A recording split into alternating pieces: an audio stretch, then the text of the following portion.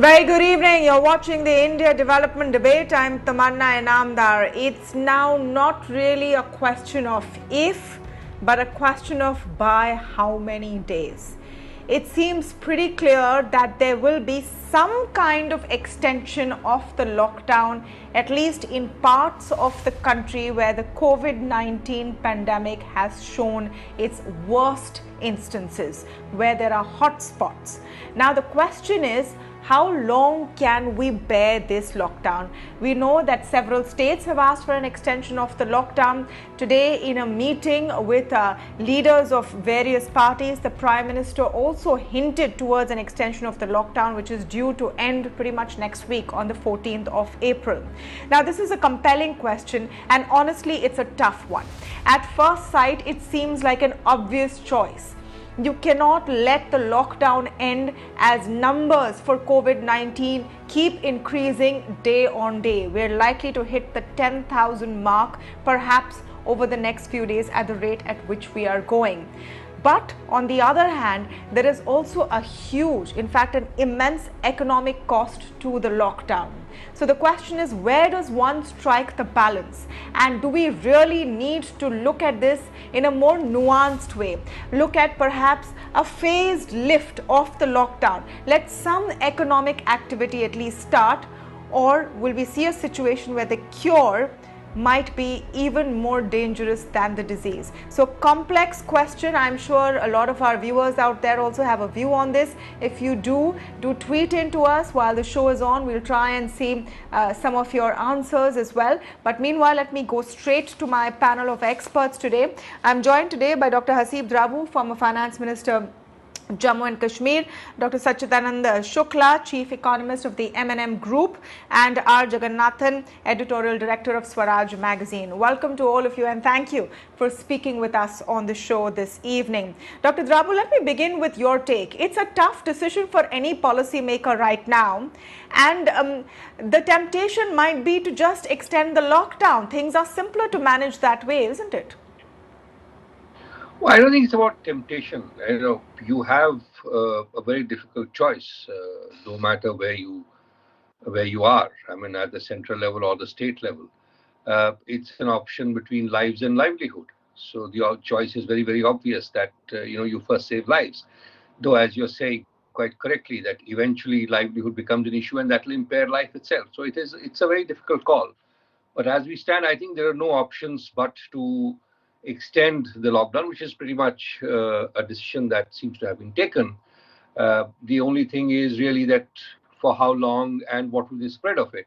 Most likely that it could be a phased kind of an extension. But honestly speaking, I would much rather look at it that, look, it's not about lockdowns now. It's about the whole impact this is going to have over the next, it's not about 1 month, 2 months. I think it's a two-quarter issue for sure. Because even if you were to kind of ease the lockdown in 2 weeks, 3 weeks from now, you would still need another 2-3 months to get back to where you were. So more focus right now should not be on the issue of a lockdown or not a lockdown, but what can be done to reduce the pain, and how do you kind of position yourself to benefit from the eventual recovery that will happen. So the question really in my mind as a policymaker would be in terms of what are the policies that one can do to restore some semblance of economic activity in the system. And government, being the biggest spender and will have to be the biggest spender, will have to look at a relief, rehabilitation and stimulus package very quickly. Because what we have seen so far has been rather more of optics and not very well targeted. And the numbers that are coming out in terms of the spend seem very, very small compared to the enormity of the problem, not just now, but what is expected to happen in the next 6 to 8 months. So I think that's where the attention of policymakers should be, rather than yes, lockdown or no lockdown. I think there are no choices on that one.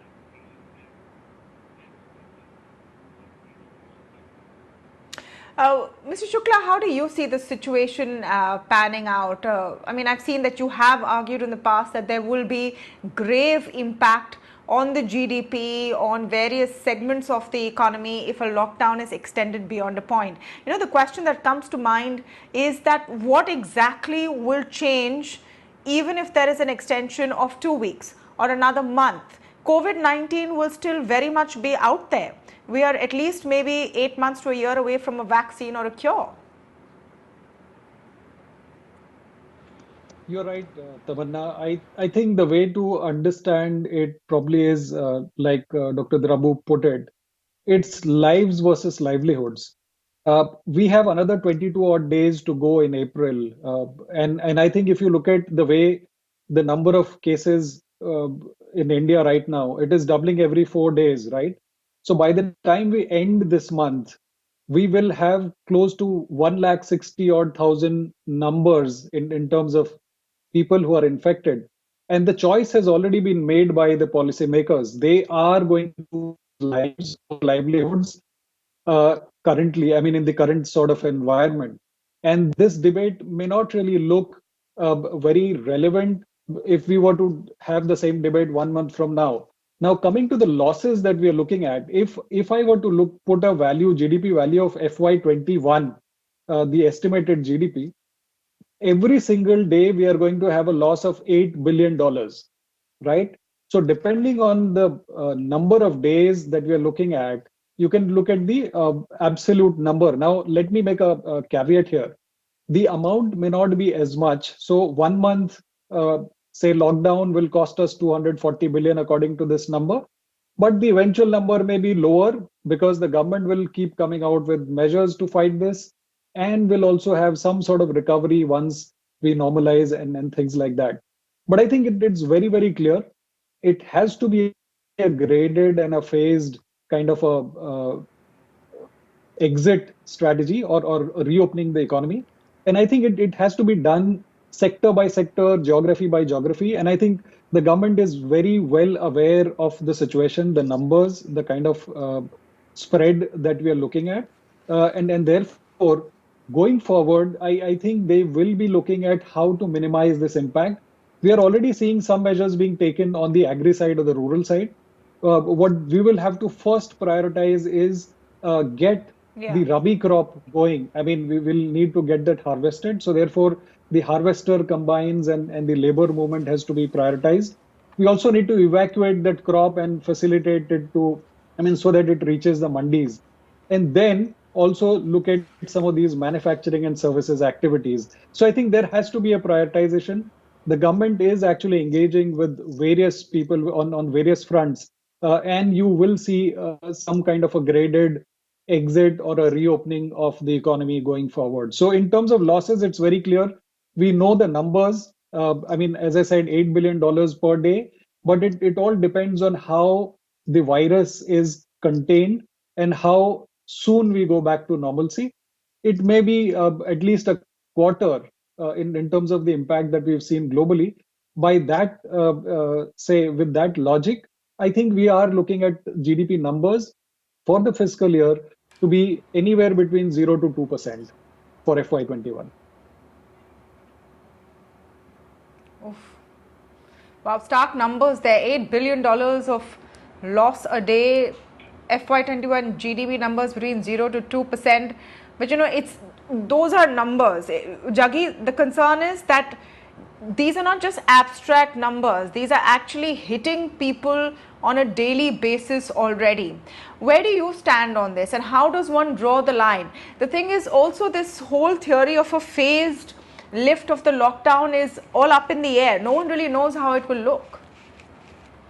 Yeah, I have 3-4 broad points to make. First of all, the balance of lives versus livelihoods is already tilting against lives because livelihoods are being destroyed, and when livelihoods are destroyed, lives will be destroyed.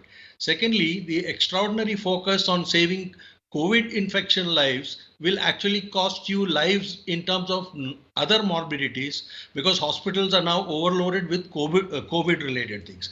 But coming to the economic aspect of it, let me be clear about one thing. We need to announce by April 14th, when the lockdown is supposed to end, that we are going to start releasing several sectors and geographies away from this thing. Already there are 400 districts that do not have any COVID instance at all. So there is no reason why they should be under lockdown. In fact, they should be allowed to say that you be normal, except that you will not be able to move outside the district. Several sectors. Also, it's very difficult to have sector to sector. You can say agriculture, you're opening up, but can agriculture open up without manufacturing and logistics and transport?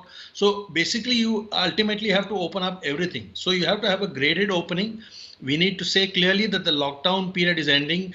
We are ending the blunt instrument approach to stopping the spread of COVID, and we are now moving to surgical instruments where we will look at very isolated pockets of extreme containment. I think it's already beginning to happen where in Mumbai, I think they are trying to create something like 100, 200 containment zones where people will not be allowed to move till the COVID thing is understanding. Same thing is happening in UP. The so-called Bhilwara model is being applied in UP in about 15 hotspot areas where there will be extreme containment.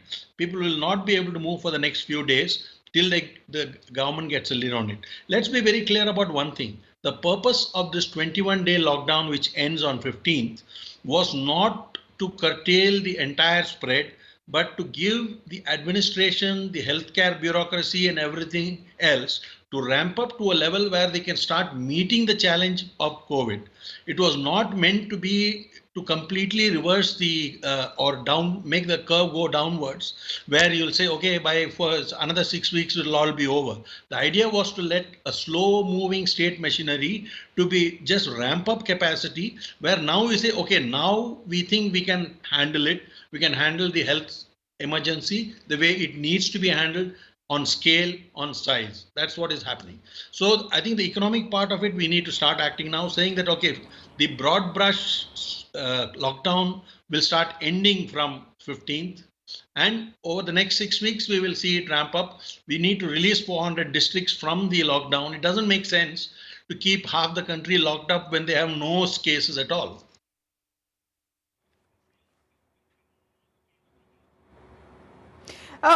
Dr. Drabu, would you like to comment on that? Some interesting points from Jaggi. And let me add to this one more perspective, which is of unemployment. Of course, frightening figures from CMIE just a couple of days ago with 30.9% unemployment in urban centers. But we're also seeing fairly large companies in certain segments having to defer pay or cut pay. Smaller businesses are definitely doing this already. So you are now truly putting futures in peril. Then you have this mass of informal sector which perhaps is going without pay. Do you think in that case this graded approach is the most feasible one?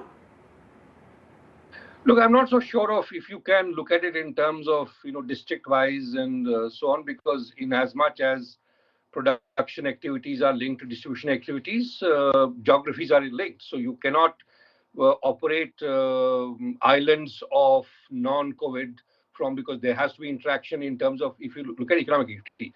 What you are missing here is the entire part of the economy which rests on public policy.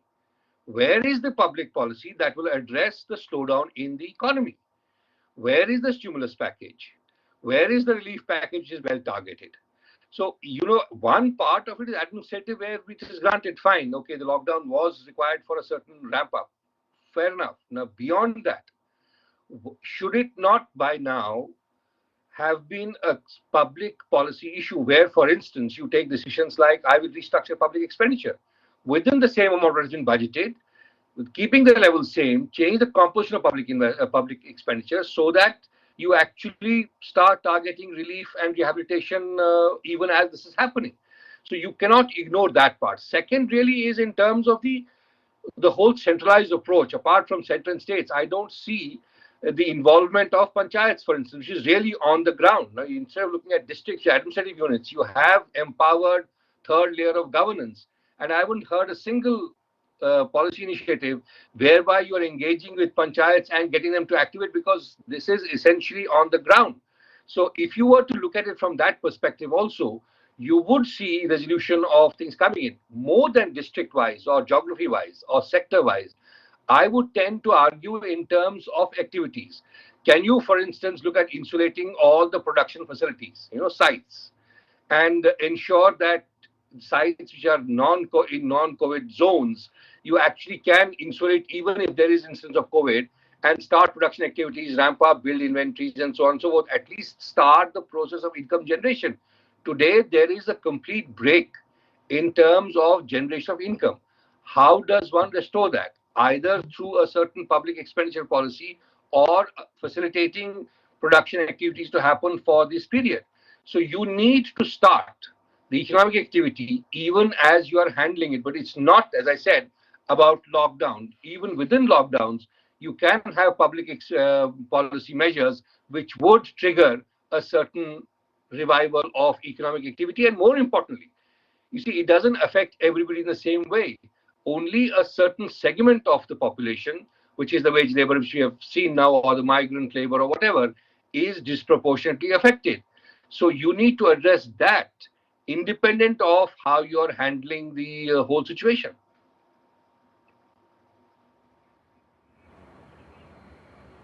You know, company after company we speak to talk about the biggest challenge to come back to even a larger manufacturing capacity or production or restoration of business is labor.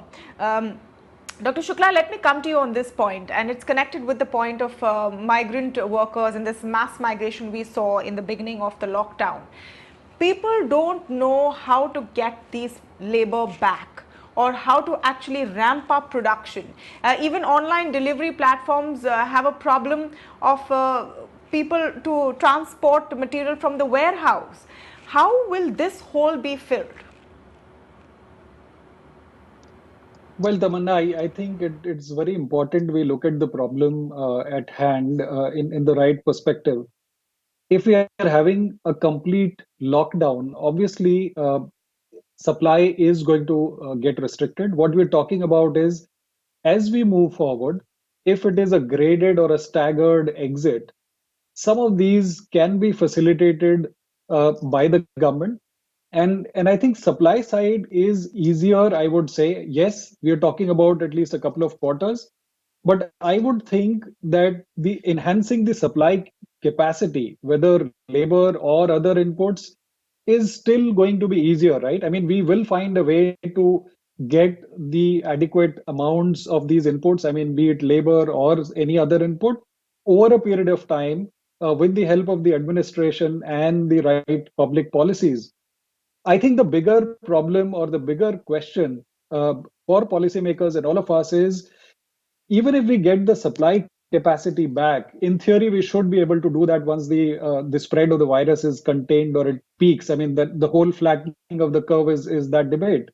But what happens to the uncertainty over demand? I mean, how do we get demand back in the economy? I think that is something which is very, very important. So I would tend to think of the supply versus demand slightly separately. Supply is still relatively easier to figure out over a period of time. How do we get demand back? And I think the focus should be on that because that is going to be a longer term challenge rather than just getting some labor or some inputs over the next month or next quarters to the right places.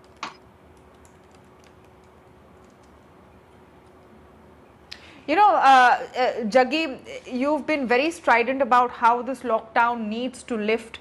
It also means the government has to ramp up some kind of support for economy and for industry, even while it continues to maintain hotspots and make sure that COVID-19 doesn't spread. Now, Dr. Drabu has spoken about a little earlier that public policy in that sense has been completely missing.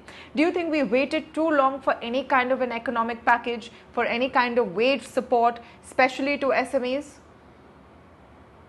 Yeah, I mean, I completely agree with Dr. Rabu on that. That basically the fiscal push that is required to put cash in the hands of small and marginal companies and migrant workers and people who are on day wages, that has not happened. So that can be done now because the first flush of the lockdown is more or less coming to a close. Now, as the economy, but I'm saying you need to start opening up the economy. You can't keep it closed and then expect that cash alone will do the trick in terms of supply and demand. So you've got to start opening it on both sides. On the one side, economic activity, transport, all these things need to ramp up. On the other hand, you have to put money in the hands of people who need it, especially small and medium. I don't think anything is lost by the fact that we have waited 3 weeks for it. I think the first thing of helping the poorest of the poor with grain and other things have happened. You can now give it now. In April, this comes into the next financial year. I think it's part of their fiscal management stuff, I think. But I think you need to do that now. In April is when you need to make another 1 or 2 or 3 lakh crores available through fiscal for all the sectors that need it. And we are going to probably have 1 quarter of negative growth if we don't, if we allow the this quarter especially. If you're going to extend the lockdown somewhere till early May or mid-May, there is no way you're going to have any kind of positive growth. So I am saying you should start ending the thing. The second thing I would say is, you see, we have a structural problem with jobs. The longer you keep people away from the workplace, from jobs, the more difficult it is to get back to the same level of employment you had. Already we had a difficult employment problem 6 months ago. Now you're going to be in a situation where people are rapidly going to replace labor with technology and this thing like that. If you're working out of home, what is to stop your employer from saying that please work out of home, I'll give you a 25% pay cut. You come here once in 2 days a week, and he will lower his cost because he is also under pressure on profits, right? So the same thing will happen across the board, and this has been there in any flexible labor market. In the US, after every recession since 1991, it has taken longer and longer and longer to achieve the old level of employment. In India, 90%, assuming it is 90% informal sector, flexible labor laws apply because there are no labor laws there. So the ramp up back to the old level of employment will be difficult the longer you keep the economic lockdown going. So I think we are making a huge mistake. If we do not get people back to work, there will be structural long-term unemployment. People will stop looking for jobs. They'll be looking only for doles. Then that's the surest way to destroy this economy. Well, it's a tough choice. It's a tough choice for any policymaker. It's a tough choice for individuals as well. One can only guess, but if there is a partial lift on April 15th, I'm not sure how many people will venture out, knowing that COVID-19 is very much out there. The numbers are increasing and the threat definitely still persists. So we'll have to wait and see how this pans out. On another note, the impact of the lockdown, it takes place socially as well. More and more people cooped in for a longer and longer period of time will manifest one way or the other, but those are things that we can't guess right now. But I want to thank all of our panelists for joining us on this debate this evening. Definitely food for thought.